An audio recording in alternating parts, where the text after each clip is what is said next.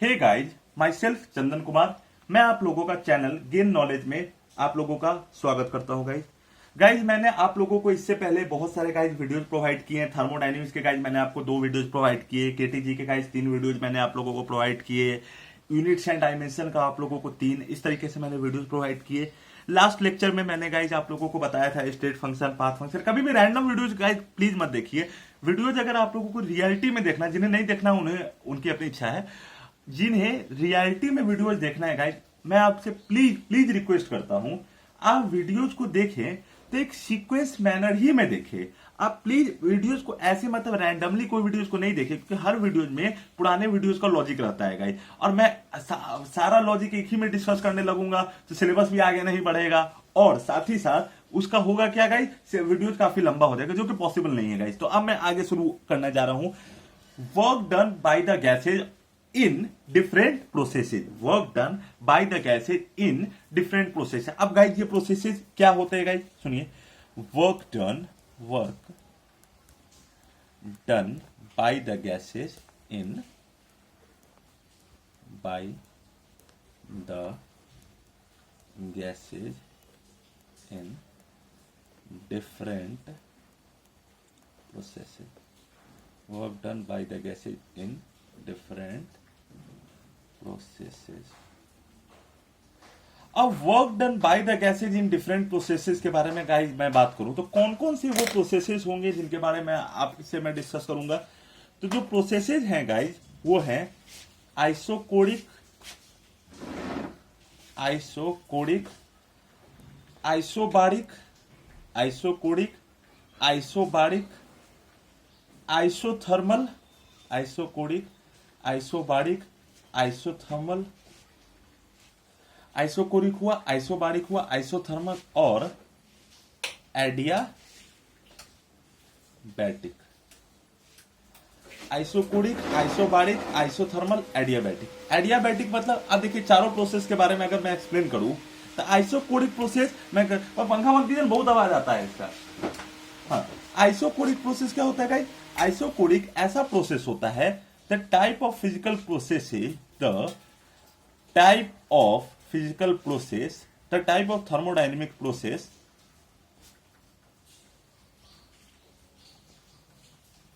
the type of thermodynamics process in which volume is constant, in which volume is constant,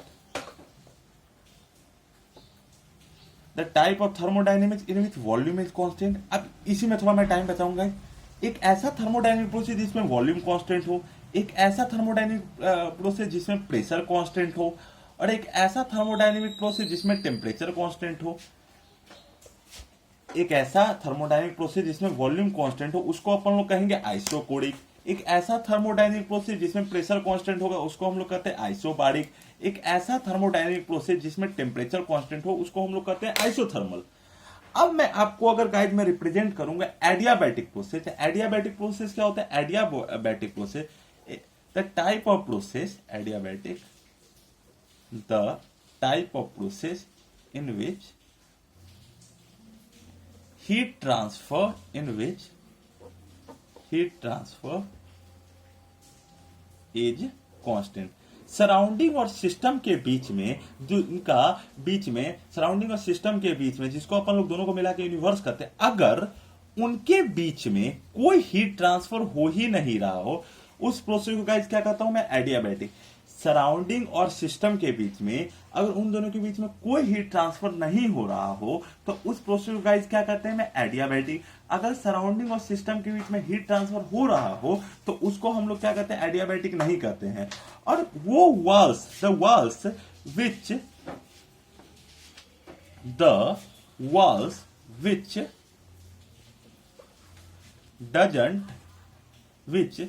does help to process the adiabatic process, to process the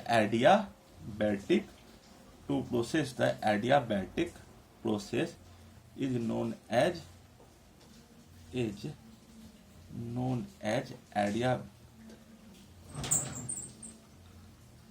एडियाथर्मिक walls.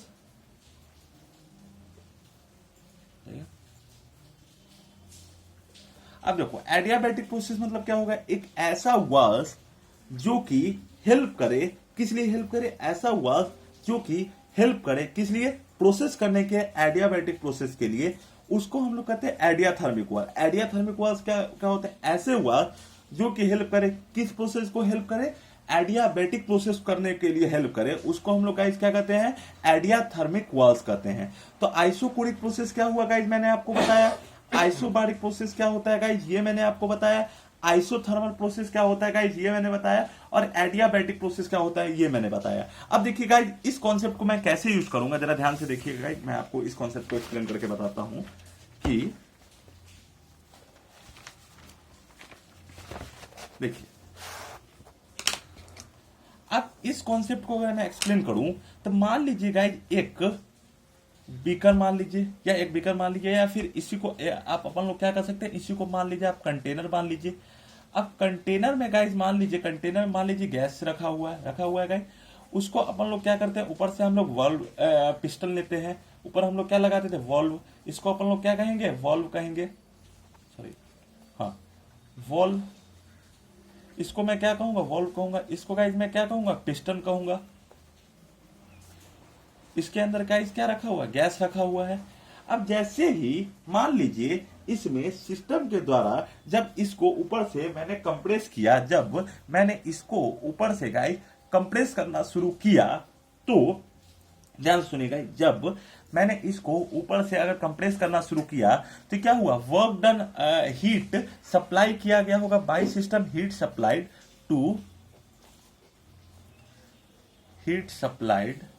To the system होगा।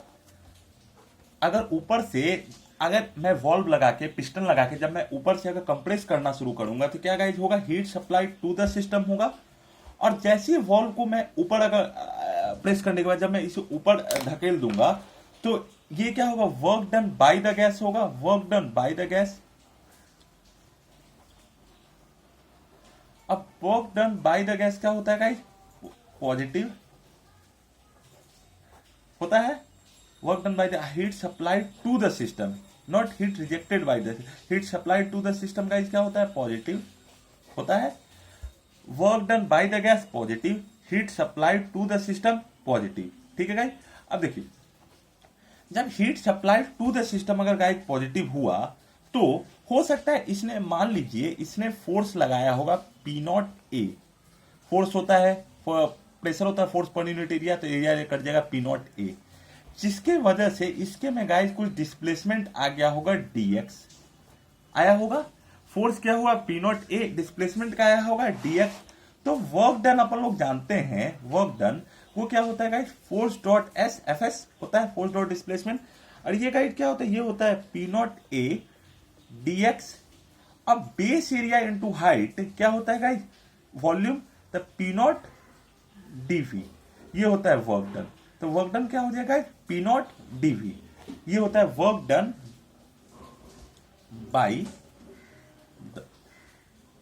Bye the gas और on the gas, work done by the gas और on the gas.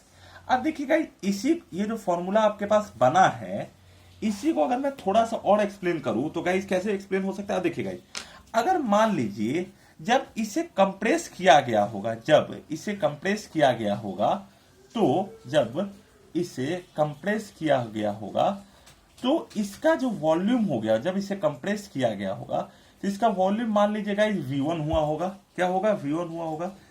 और compress करने की वजह से इनके बीच में जब कोलिजन हुआ, ओवरऑल इंटरनल एनर्जी इंक्रीज हुआ, ओवरऑल इंटरनल एनर्जी इंक्रीज हुआ, तो गाइज हुआ क्या होगा, ओवरऑल इंटरनल एनर्जी इंक्रीज हुआ, तो गाइज हुआ क्या होगा, ये गाइज हुआ क्या होगा, एक्सपैंड होना शुरू हुआ होगा। एक्सपैंड हुआ होगा तो एक्सपैंड होने की वजह से, क्योंकि work done by the gas हुआ, इसका वॉल्यूम V1 से क्या हो जाएगा, वॉल्यूम V2 हो जाएगा। तो अगर इफ चेंज इन वॉल्यूम के बारे में बात करूं, इफ चेंज इन वॉल्यूम के बारे में मैं बात करूं, delta V that is V1 पहले था फिर V2 था, तो V2 माइनस, अगर V2 minus V1 not tending to zero हो, मतलब अगर ये फाइनाइट क्वांटिटी हो तो हम लोगों को इसके लिए गाइस क्या करना पड़ेगा, वॉल्यूम का कांस्टेंट समेशन करना होगा। और जैसे ही मैं कह रहा हूं वॉल्यूम का कांस्टेंट समेशन करना होगा, मतलब हम लोग को क्या यूज करना पड़ेगा गाइस, इंटीग्रेशन यूज करना पड़ेगा। अब देखिए गाइस, इसी को मैं थोड़ा सा यूज आपको करके बताता हूं, देखिए कितना इजी हो जाएगा गाइस। देखिए अगर मैं बात करूं आइसोबारिक प्रोसेस के बारे में, आइसोबेरिक प्रोसेस में गाइस क्या होता है, प्रेशर कांस्टेंट होता है। आइसोबेरिक प्रोसेस में प्रेशर गाइस क्या होता है, कांस्टेंट होता है, प्रेशर कांस्टेंट होता है। अब जैसे ही मैं कह रहा हूं प्रेशर कांस्टेंट होता है, तो आपने जो प्रेशर कांस्टेंट होता है तो वर्क डन गाइस क्या होता है, पी डीवी होता है। अब वॉल्यूम में जो चेंज आया है डीवी, वो आया क्या है guys, delta V2 minus V1 या फिर V final minus V initial, ठीक है होगा। मतलब वर्क डन को अगर आपको इसके केस में निकालना हो तो इंटीग्रेट कर देंगे P का dV का इंटीग्रेट कर देंगे V1 से लेकर V2 के बीच में। अब इंटीग्रेशन के बारे में थोड़ा सा मैं आपको बता दूं, जो इंटीग्रेशन अगर अपन लोग करते हैं x नॉट dx का इंटीग्रेशन मैं करता हूं तो ये हो जाता है गाइस x 0+1 अपॉन 0+1। अब 0+1 x का power 1 upon 1 that is x, ठीक है, ये गाइस होता है। और अगर x का पावर n dx रहे, हाँ x का पावर n dx रहे तो इसका हो जाता है x का पावर n+1 अपॉन n+1। और क्योंकि इसके बीच में अपर लिमिट और लोअर लिमिट अपन लोग कुछ नहीं लगाए हैं तो इसका गाइस क्या होता है प्लस c। लेकिन अगर इसी में अगर अपर लिमिट अगर a और b में लगा दूं अपर लिमिट में, तो इसका इंटीग्रेशन का जो फॉर्मूला हो जाएगा, इसको चेंज मैं करूंगा तो हो जाएगा b का power n+1 upon n+1 minus a का पावर n+1 बाई n+1। ये गाइस फॉर्मूला होता है, ठीक है। तो ये guys delta V2 minus V1। अब P dV है तो वही यहाँ 1 मल्टीप्लाई है गाइस। 1 को अपन लोग कैसे लिख सकते हैं, 1 को मुझे लिखना होगा थोड़ा सा समझदारी से, तो क्या लिखूंगा, V0 dV में लिखूंगा गाइस। अब V0 dV को अगर P dV V0 dV लिखूंगा, अब V0 को लिखूंगा तो क्या लिख सकता हूँ, V 0+1 अपॉन 0+1 लिखूंगा गाइस। इसको अपन लोग इंटीग्रेट करेंगे, V1 को इंटीग्रेट करेंगे V2 के बीच में, V1 को इंटीग्रेट करेंगे V2 के बीच में करेंगे तो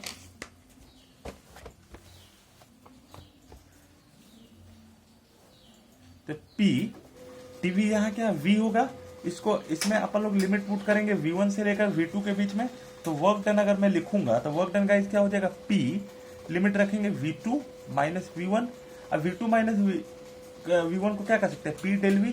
तो ये वर्क डन गाइस का फॉर्मूला क्या हो गया गाइस, ये वर्क डन का फॉर्मूला हो गया, यह वर्क डन का फॉर्मूला हो गया किसके केस में, ये वर्क डन का गाइस फॉर्मूला हो गया आइसोबारिक प्रोसेस के केस में।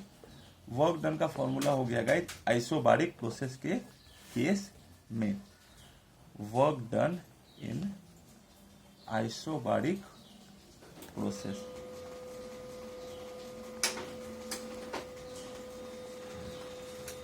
Work done in isobaric process.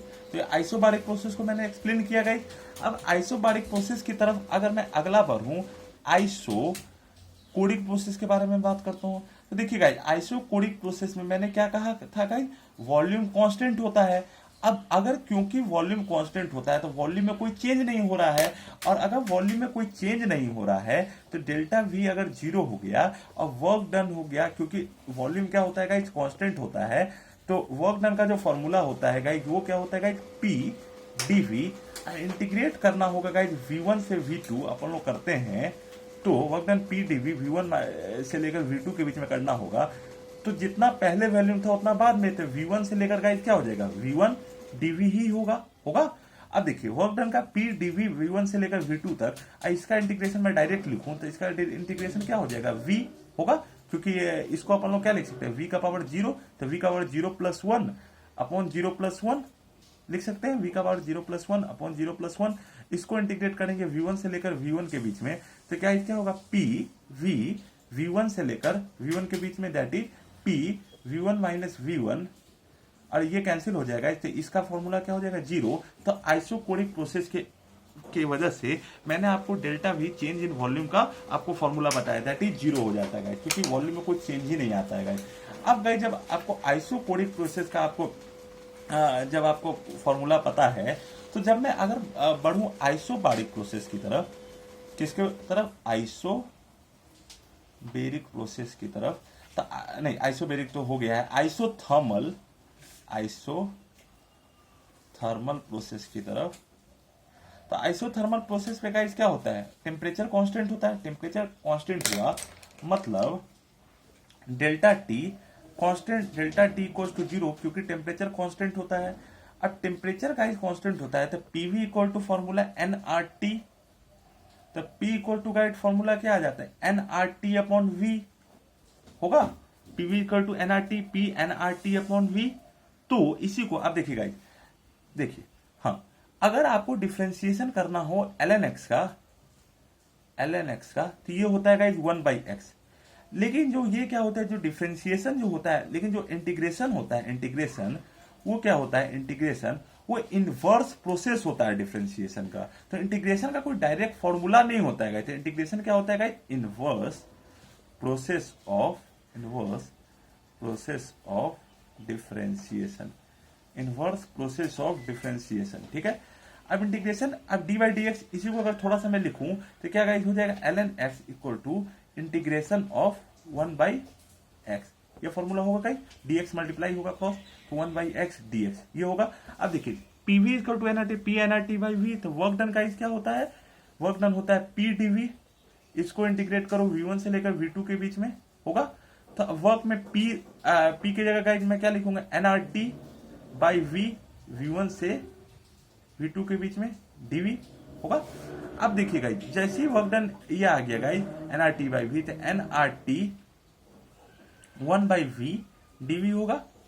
इसको इंटीग्रेट करेंगे v1 से लेकर v2 के बीच में, यहां पे मैं लिख देता हूं गाइस nRT बाई v, तो nRT 1/v का इंटीग्रेशन क्या होगा, ln v होगा।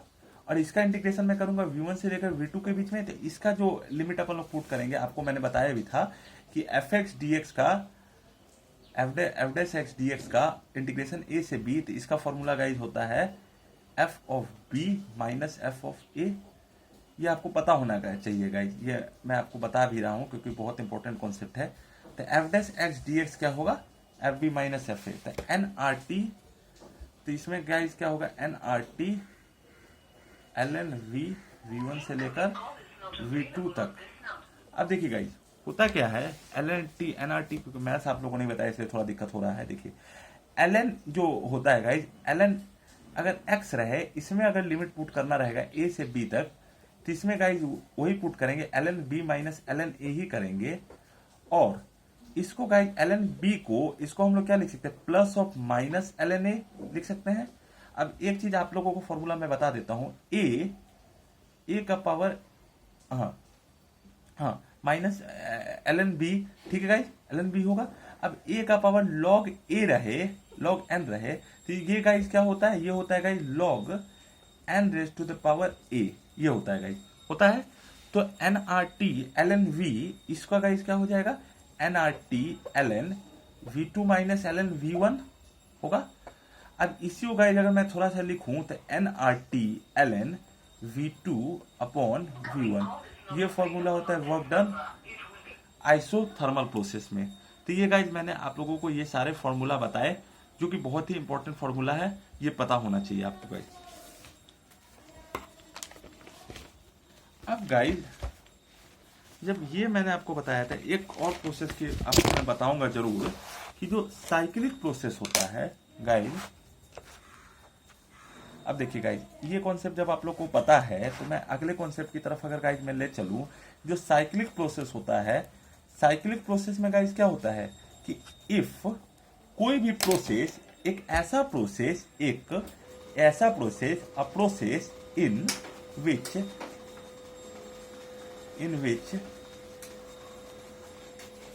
initial and final point, a process in which initial and final point remains same, a process in which initial and final point remains same are known as cyclic process. A process in which initial and final point remain same are known as cyclic process. Cyclic process के बारे में बता दूंगा, इसमें delta U निकालिए, delta G निकालिए, delta H निकालिए, delta S निकालिए, डेल्टा डब्ल्यू निकालिए, सारा एक साथ जीरो हो जाता है गाइस। इसलिए मैं इसे क्या करता हूँ, cyclic process, delta G, delta H, delta S, delta W सारा एक साथ जीरो हो जाता है। डेल्टा जी जो होता है आप लोग फिजिक्स में पढ़िए, केमिस्ट्री में पढ़िएगा, इसको हम लोग क्या कहते हैं, change in Gibbs energy, change in Gibbs energy. Delta H जो होता है वो गाइस क्या होता है, डेल्टा एच गाइस क्या होता है, चेंज इन एंथैल्पी,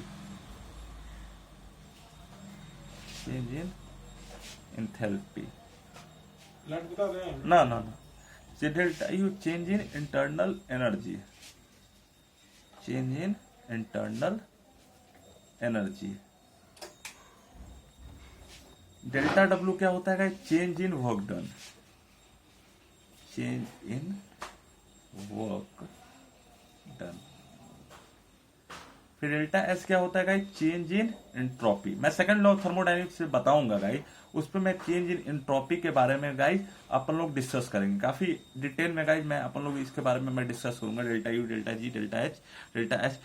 कोई भी साइक्लिक प्रोसेस का आपको अगर ये निकालना, तो कोई साइक्लिक प्रोसेस गाइस कैसे होता है मैं आपको एक्सप्लेन कर देता हूँ गाइस। अगर मैं पीवी डायग्राम बनाऊं, इफ वी ड्रॉ P versus V, P versus V diagram अगर मैं बनाऊं, तो P वर्सेज V डायग्राम बनाऊं तो ये जैसे PV है, साइक्लिक प्रोसेस कुछ इस तरीके का गाइज होता है, ऐसे ऐसे ऐसे ऐसे, ये गाइज होता है पीवी डायग्राम में। अगर साइक्लिक प्रोसेस में अगर निकालना, इसको पॉइंट्स को गाइज मैं रिप्रेजेंट करना, चलिए मैं ब्लैक पेन से आपके लिए कर देता हूं, ABCD। तो साइक्लिक प्रोसेस में गाइज अगर आपको रिप्रेजेंट करना हो तो ये पीवी डायग्राम जिसको मैं रिप्रेजेंट करूंगा ABCD से। अगर इसका एरिया निकालने जाइएगा, एरिया, तो ये गाइज क्या होगा, 0।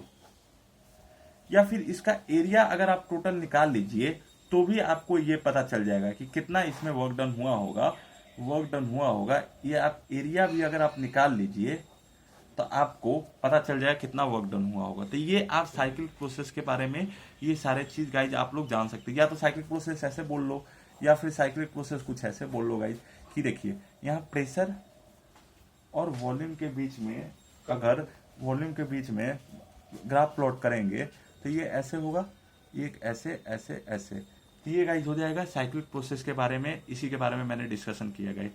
तो गाइज आज का वीडियो मैं यहीं पे आपके लिए ख़त्म कर रहा हूँ। अगर आपको कोई कमेंट बॉक्स में लिखना होगा तो आप जरूर लिखिए गाइज। आने वाले वीडियोस के लिए आप सब्सक्राइब कर सकते हैं। Thank you guys, thank you very much.